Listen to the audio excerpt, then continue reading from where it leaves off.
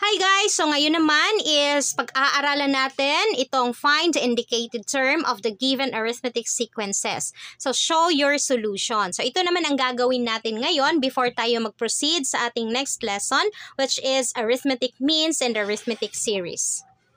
Okay, so ang first example natin, 7, 19, 31, 43, find the 25th term. Okay, so ang pang 25 na term yung hahanapin natin. Sa pag-solve natin ang ating problem, so ang gagamitin natin is ang ating general formula. So ano yung general formula natin? Ang ating general formula is nth term is equal to first term plus the term minus 1 multiplied by the common difference. Okay, so nth term, ano yung hinahanap natin na term? 25th term. So that is 25th term. Ang first term natin is 7 plus ano yung hinahanap natin na term?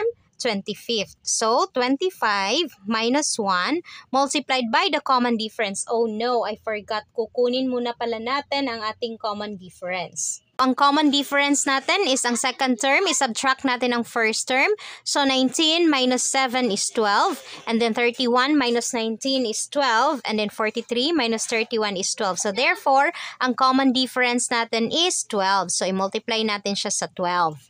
So, ngayon is isolve na natin siya. So, kopyahin lang natin si 7 plus 25 minus 1 is 24 multiplied by 12. So, 7 plus 24 times 12 is equal to 288. Pwede nyo siyang i-multiply sa inyong mga papel. And then, ang ating 25th term is 7 plus 288 is equal to 295. Okay, so ito na yung 25th term natin. Example number 2 naman tayo. So, meron tayo ditong 15, 11, 7, 3, and negative 1. So, find the 20th term. Isulat lang natin ang ating given. So, ang ating first term is 15.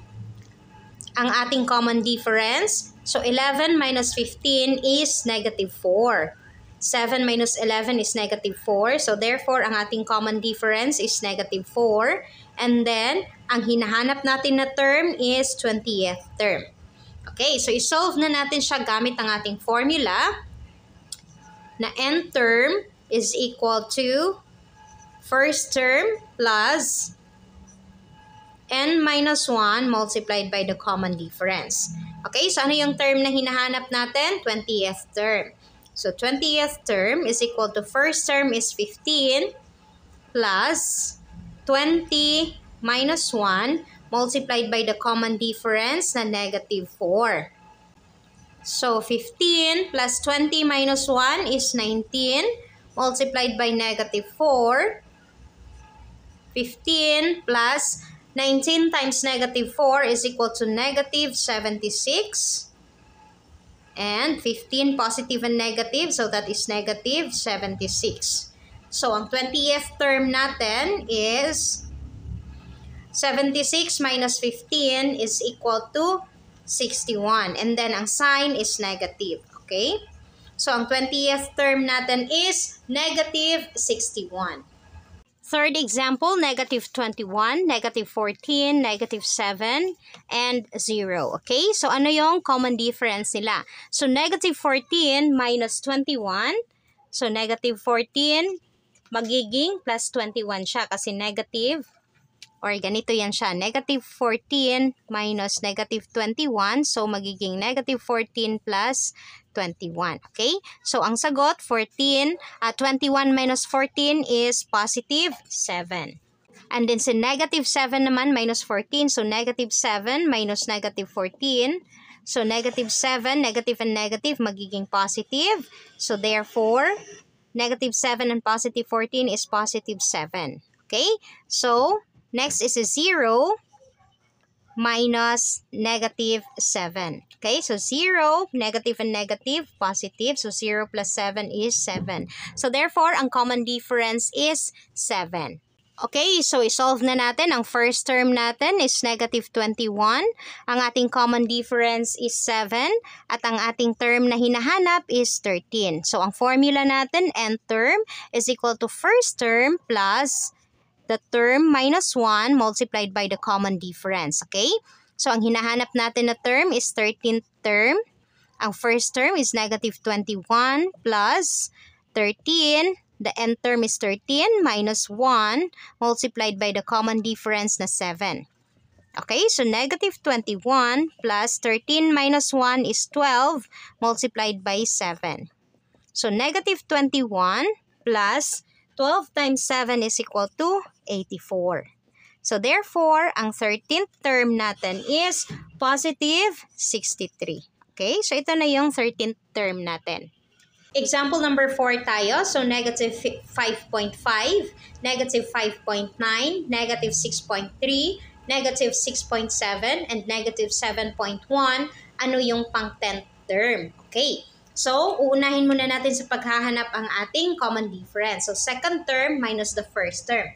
So second term is 5.9 and negative 5.5. Subtract natin. So 9 minus 5 is equal to 4 and then 0. So decimal point and then kopyahin ang common sign na negative. So therefore, ang common difference natin is negative 0.4. So ang ating first term is negative 5.5. Ang ating common difference is negative 0.4.